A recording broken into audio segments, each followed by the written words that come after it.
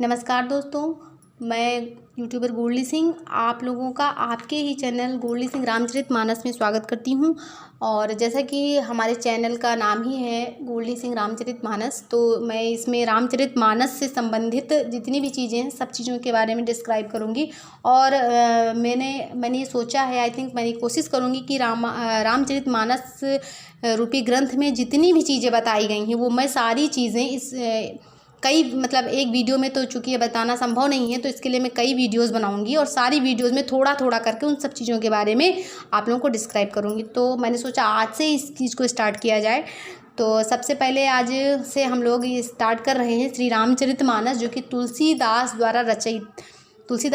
जी द्वारा रचित है।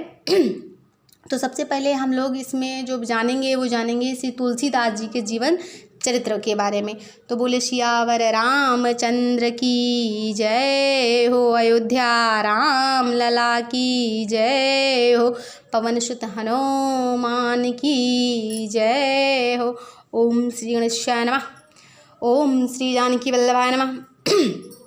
तो आइए दोहे के साथ में स्टार्ट करते हैं।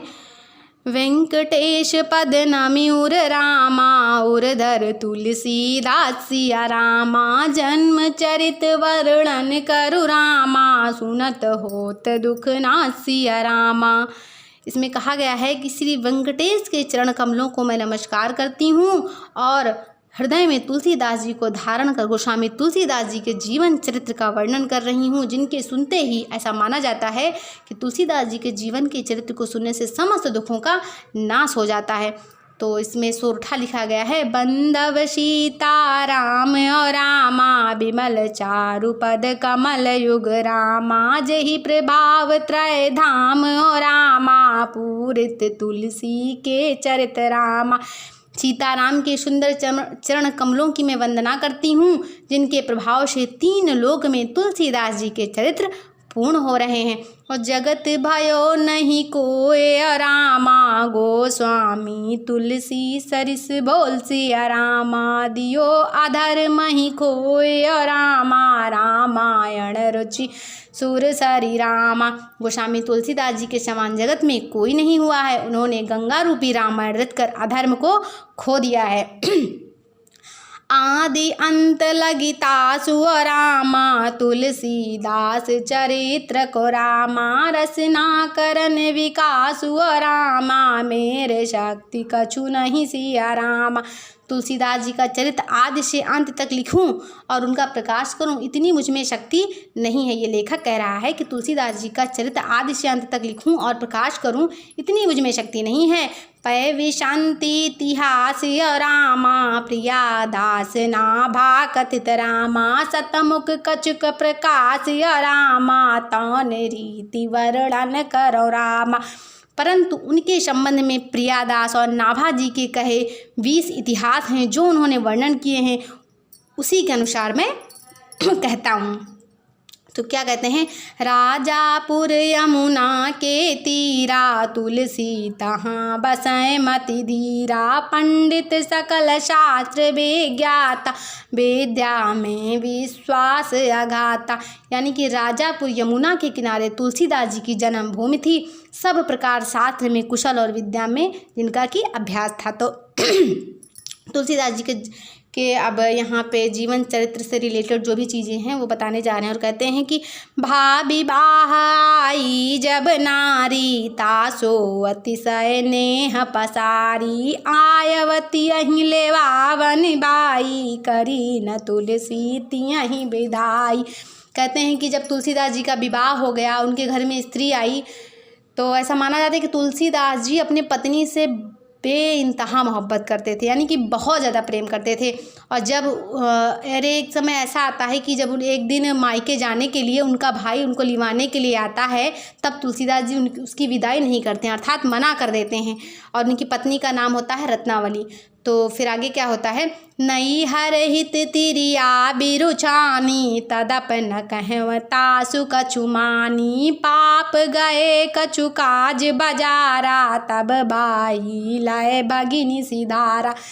और जब तुलसीदास जी ने विदाई के लिए मना कर दिया तो इनकी पत्नी जो रत्नावली रहती हैं वो अपनी माता के यहाँ जाने के लिए इनसे हट करती हैं, परंतु ये मना कर देते हैं। तो फिर भी ये इनकी कोई भी बात नहीं मानते हैं। जब यह किसी काम को बाजार के लिए चले जाते हैं तब रत्नावली अपने भाई के साथ में अपने मायके को चली जाती हैं। और फिर क्या होता है, आए पुनि तुलसी जब गेहूँ बिकल भये तिय बिन वसने हूँ वर्षन लगे में अधराता बाढ़ यमुन प्रभाव आघाता। यानी कि जब तुलसीदास जी किसी काम के लिए बाजार में चले जाते हैं और जब वहाँ पर आते हैं तब जब देखते हैं अपनी पत्नी को नहीं पाते हैं तो बहुत ज़्यादा ये व्याकुल हो जाते हैं और उसी की चिंता करते करते यानी उसी की सोच करने लगते हैं। और सोच करते करते इनको आधी रात बीत जाती है। और आधी रात कब बीत जाती है तुलसीदास जी को पता ही नहीं चलता है। और उस रात्रि में बहुत ही घनघोर वर्षा हो रही होती है और यमुना जी बहुत ज़्यादा बढ़ी हुई होती हैं। तो भय विभावरी भूरी अंधेरी करहूँ पसारे परत नहेरी अर्धरात्र तही काम सतायो चले ससुर ग्रहती मन लायो। भय विभावरी भूरी अंधेरी, रात ऐसी अंधेरी थी कि हाथ पसारा नहीं सूझता था। अर्थात अगर इतनी बहुत ही घनघोर घटा थी उस समय, ये जान क्योंकि पानी भी बरस रहा था, मेघ बरस रहे थे, यमुना भी बरस रही थी और ऐसा माना था कि उस दिन आंधी वगैरह भी बहुत आ रही थी। और रात्रि अमावस्या की काली अंधेरी रात थी। करहूँ पसारे परद नहेरी, और अर्धरात्रि के समय ही तुलसीदास जी अपनी पत्नी के लिए इतना व्याकुल हो जाते हैं कि उसी आधी रात में वो उठ करके और अपने ससुर के घर को चल देते हैं। तो बाढ़ व यमुन कर बड़ो प्रभावा परई पैरी पर्यो नहीं भय उरमाहा अर्ध निशागो ससुर दुआरा लगे रहें चहुर के मारा। यमुना जल से भरी होती हैं और फिर भी ये डरते नहीं उस चीज़ को देख करके और उसी में कूद पड़ते हैं। और ऐसा माना जाता है कि जब यमुना में कूद पड़ते हैं तो एक होता है मुर्दे का सहारा लेकर के यमुना को नदी को पार कर जाते हैं। और कहीं कहीं पर ऐसा लिखा होता है कि जब ये उस नदी के तट यानी कि यमुना के किनारे पहुंचते हैं तो चूँकि आधी रात्रि होती है, वहाँ पर कोई नाव नहीं मौजूद होता है, तो ये जो एक मुर्दा बह कर जाया करता है उसी समय ये देखते हैं तो उनको उस समय मुर्दा वो नहीं नज़र आता। वो अपनी पत्नी के प्रेम में इतने व्याकुल हो जाते हैं कि मुर्दा उनको नाव नज़र आता है और उसी के ऊपर बैठ लेते हैं और बैठ करके वो यमुना नदी को पार कर जाते हैं। और उसके बाद में चूँकि जब ये रात्रि में अपने ससुर के घर में पहुँचते हैं तो पहुंचने के बाद में फिर ये देखते हैं कि चारों तरफ तो किनारा लगा हुआ है। तो क्या करते हैं, गयव पचीती चढ़न हित रामा झूलत रहे भुजंग सिया रामा ताही पकड़ियू पर गयो रामा रंगव काम के रंग सिया रामा। पीछे की दीवार पर देखते हैं कि एक सर्प लटक रहा होता है, लेकिन वो सर्प नहीं समझते हैं। वो समझते हैं, उनको दिखता है तुलसीदास जी को कि रस्सी है और रस्सी को पकड़ करके वो सोचते हैं कि रस्सी को पकड़ करके ऊपर चढ़ जाते हैं। और इस तरीके से तुलसीदास जी उस समय माना जाता है कि काम के रंग में मदे होते हैं। तो जब वहाँ जाते हैं फिर क्या होता है, जाय नारी डिग दियो जगाई प्रथम रही नारी चौआई चीन बहुरी शंका तिकीनी गिरा बाण सम सोहनी दीनी। फिर स्त्री के शयन कक्ष में जाते हैं और जा करके रत्नावली को ये जगा देते हैं। प्रथम तो वो चौंक जाती हैं, फिर पहचान कर बड़ी शंका की और बाण के समान उस समय रत्नावली जी वाणी बोलती हैं, कहती हैं दिग दिग ते ही प्राण प्यारे चाम हाड़ अति निरस हमारे ऐसो मन जो लागत राम तो सुधरत तिहरे सब काम। तो रत्नावली कहती हे प्रीतम, तुमको धिक्कार है जो हमारे हाड़ मांस के बने नीरस शरीर से आपको इतना प्रेम है। अगर इतना मन कहीं आपने श्री राम भगवान में लगाया होता तब तो आपके सारे बिगड़े हुए काम ही बन जाते, अर्थात आप इस संसार रूपी भवसागर से ही पार हो जाते। जैसे ही तुलसीदास जी उनकी अपनी पत्नी के द्वारा कहे हुए ऐसे, यानी कि उसकी कहती है कि दिग दिग ते ही प्राण प्यारे चाम हाण अति नीरस हमारे, अर्थात हे प्रभु धिक्कार है आपको, हे प्रिय धिक्कार है आपको, हाड़ मांस के बने हुए शरीर से आपको इतना प्रेम है। अगर कहीं इतना प्रेम आपने भगवान से कर लिया होता तब तो आपके सारे काम ही बन जाते।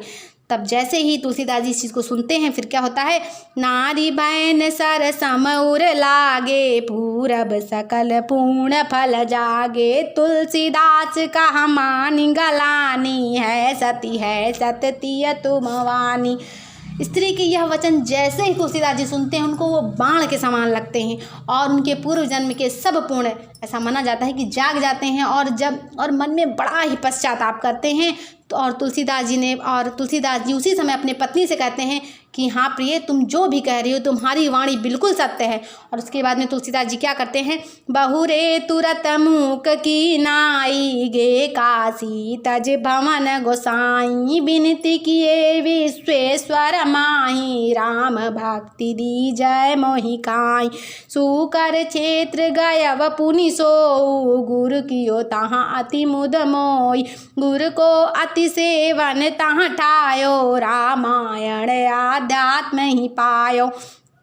फिर वो उसी समय गोस्वामी तुलसीदास जी जैसे कि गूंगे हो गए हों और गोसाई जी वहाँ से चल देते हैं और घर को तुरंत वो काशी को छोड़ देते हैं और तुरंत वो घर छोड़कर काशी में आ जाते हैं। यानी कि कहाँ पे रहते हैं, राजापुर ग्राम में रहते हैं। राजापुर ग्राम को तुरंत ही वो छोड़ देते हैं और काशी में पहुँच जाते हैं और विश्वेश्वर नाथ से विनय करते हैं कि हे भगवान मुझे राम की भक्ति दीजिए। फिर क्या होता है, सूकर क्षेत्र में जब ये आते हैं फिर वहाँ से वाराह क्षेत्र गए, वहाँ एक गुरु किया, वहाँ गुरु की सेवा करके आध्यात्म रामायण पाई। फिर क्या होता है, तुलसीदास आए पुनि काशी बे अनन्य रघुनाथ उपासी भजन करत बीतम बहु काला बे प्रसन्नता पर शशि भाला।